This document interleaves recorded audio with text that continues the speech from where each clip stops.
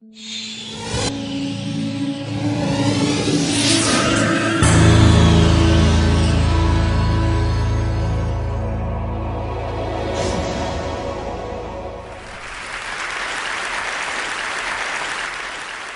actually here to make a challenge to people. I know there have been many challenges made to people. The one I'm going to make is that it is time for us to reclaim what peace really means. Peace is not kumbaya, my Lord. Peace is not the dove and the rainbow, as lovely as they are. When I see the symbols of the rainbow and the dove, I think of personal serenity.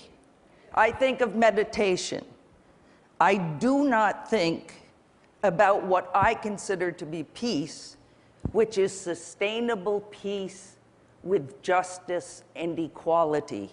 It is a sustainable peace in which the majority of people on this planet have access to enough resources to live dignified lives, where these people have enough access to education and health care so that they can live in freedom from want and freedom from fear.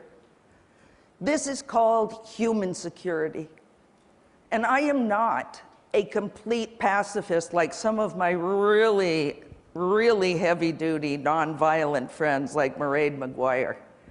I understand that humans are so messed up, to use a nice word, because I promised my mom I'd stop using the F-bomb in public. And I'm trying harder and harder. Mom, I'm really trying. We need a little bit of police, we need a little bit of military, but for defense. We need to redefine what makes us secure in this world. It is not arming our country to the teeth. It is not getting other countries to arm themselves to the teeth with the weapons that we produce and we sell them. It is using that money more rationally to make the countries of the world secure, to make the people of the world secure. I was thinking about the recent ongoings in Congress, where the president is offering $8.4 billion to try to get the START vote. I certainly support the START vote.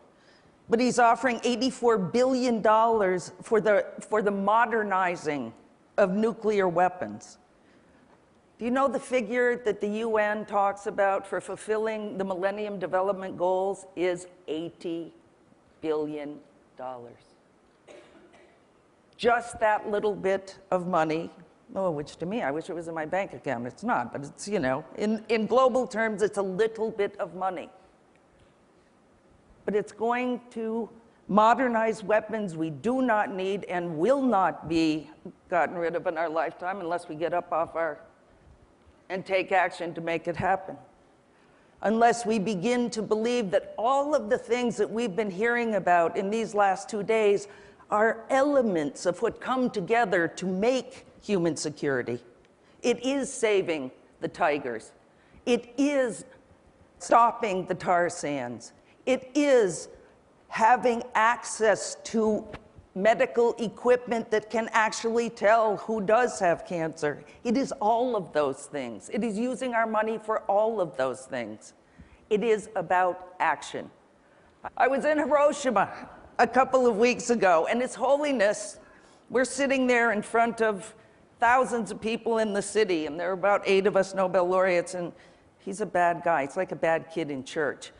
We're staring at everybody, waiting our turn to speak, and he leans over to me and he says, "Jody, I'm a Buddhist monk." I said, "Yes, Your Holiness, your robe gives it away."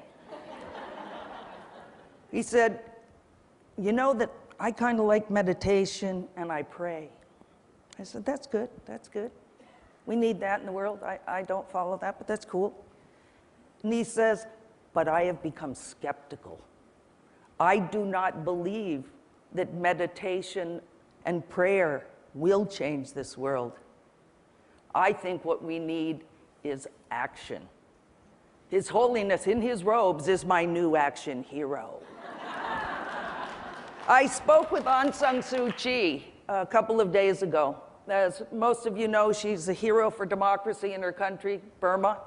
You probably also know that she has spent 15 of the last 20 years imprisoned for her efforts to bring about democracy. She was just released a couple of weeks ago, and we're very concerned to see how long she will be free, because she is already out in the streets in Rangoon agitating for change. She is already out in the streets working with the party to try to rebuild it. But I talked to her for a range of issues. But one thing that I want to say, because it's similar to what His Holiness said. She said, you know, we have a long road to go to finally get democracy in my country. But I don't believe in hope without endeavor. I don't believe in the hope of change unless we take action to make it so. Here's another woman hero of mine. She's my friend, Dr. Shirin Ebadi, the first woman, Muslim woman, to receive the Nobel Peace Prize. She has been in exile for the last year and a half. You ask her where she lives. Where does she live in exile? She says the airports of the world. She is traveling because she was out of the country at the time of the elections. And instead of going home, she conferred with all the other women that she works with, who said to her, stay out, we need you out. We need to be able to talk to you out there so that you can give the message of what's happening here. A year and a half, she's out speaking on behalf of the other women in her country. Wangari Maathai, 2004 Peace Laureate. They call her the Tree Lady, but she's more than the Tree Lady. Working for peace is very creative. It's hard work every day. When she was planting those trees, I don't think most people understand that at the same time, she was using the action of getting people together to plant those trees to talk about how to overcome the authoritarian government in her country. People could not gather without getting busted and taken to jail. But if they were together planting trees for the environment, it was okay. Creativity. But it's not just iconic women like Shirin, like Aung San Suu Kyi, like Wangari Maathai. It is other women in the world who are also struggling together to change this world. The Women's League of Burma, 11 individual organizations of Burmese women came together because there's strength in numbers. Working together is what changes our world.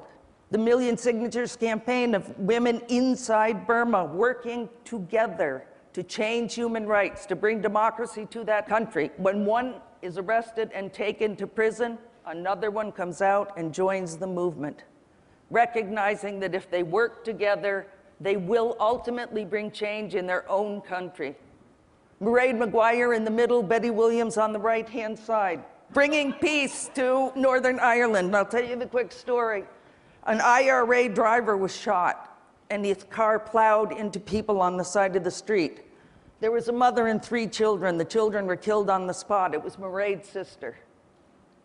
Instead of giving in to grief, depression, defeat in the face of that violence, Mairead hooked up with Betty, a staunch Protestant and a staunch Catholic, and they took to the streets to say no more violence. And they were able to get tens of thousands of primarily women, some men, in the streets to bring about change.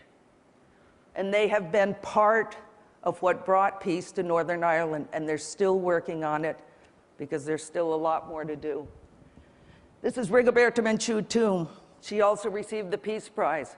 She is now running for president. She is educating the indigenous people of her country about what it means to be about a democracy, about how you bring democracy to the country, about educating about how to vote, but that democracy is not just about voting. It's about being an active citizen.